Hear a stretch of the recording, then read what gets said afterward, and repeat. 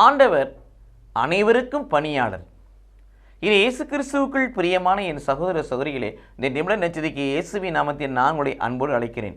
ஆண்டவர் அனைவருக்கும் பணியாளர். ஆகவே தான் லூக்கா 2:52 வாசிக்கிறோம், இயேசு கிறிஸ்து வளர வளர ஞானத்திலும் அறிவிலும் சிறந்து கடவுளுக்கும் மனிதருக்கும் மேன்மேலும் உகந்தவராய் விளங்கினார். கடவுளுக்கும் பணி செய்தார், மனிதனுக்கும் பணி செய்தார். யோவான் நற்செய்தி 4:34 வாசிக்கிறோம். என்ன சொல்லப்படுகிறது? எனக்கென்று உணவு ஒன்று இருக்கிறது, கடவுளின் திருவிழப்படி வாழ்ந்து அவர் பணியை செய்வதே எனக்கு உணவு என்று சொன்னார்.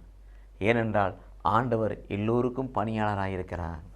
லூக்கா 19:10 வாசிக்கிறோம், இழந்து போனதை தேடி மீட்கவே மனிதகுமாரன் பூமிக்கு வந்தார். மனு குலத்தை மீட்பதற்கு உன்னதமான பணியாக இருந்தது. ஏனெனில் ஆண்டவர் எல்லோருக்கும் பணியாளராக இருந்தார். அவர் வாடுகின்ற போது போதிக்கும் பணியை செய்தார், புனிதப்படுத்தும் பணியை செய்தார், குணப்படுத்தும் பணியை செய்தார். இது இயேசு கிறிஸ்துவுக்குள் பிரியமானே.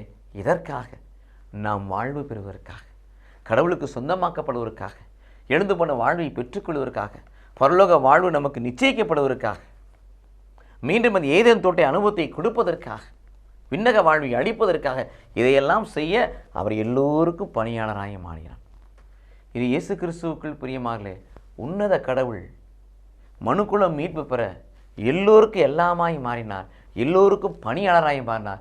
நாமும் பணிவிடை பெறல, பணிவிடை புரியக்கூடிய பிள்ளைகளாய் மாறுவோம், வாழுவோம், அவருக்குள் வளருவோம். கடவுள் நம்மை ஆசீர்வதிப்பாராக. ஆமென்.